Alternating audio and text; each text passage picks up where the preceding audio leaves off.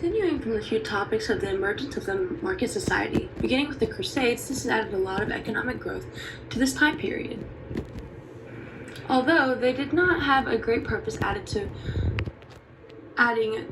the economy, the Crusades obviously did much more damage everywhere else rather than religion, because of the way they acted upon communities. They would break into communities and take and steal from them, which is how they kind of made their economy. They would melt down things and metals to create a source of capital. Now, moving on to the growth of national power, this occurred because of the amalgamation of Europe, which in shorter terms mean the unity of Europe.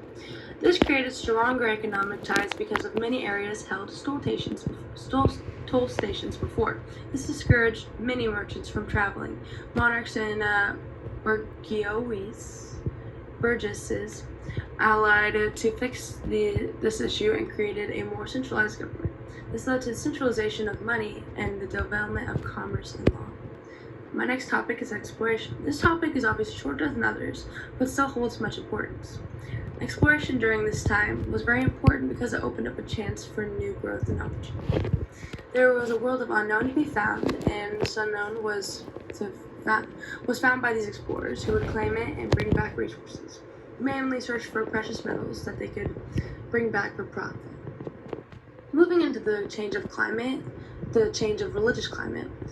During this time period, the church had much control of people, and the government as well, obviously. They believed that people should focus more on what their next life in heaven rather than the wealth and good on earth. However, this was taken into another form called Calvinism. This brought the idea that God has already chosen who is to be damned and who is to be saved.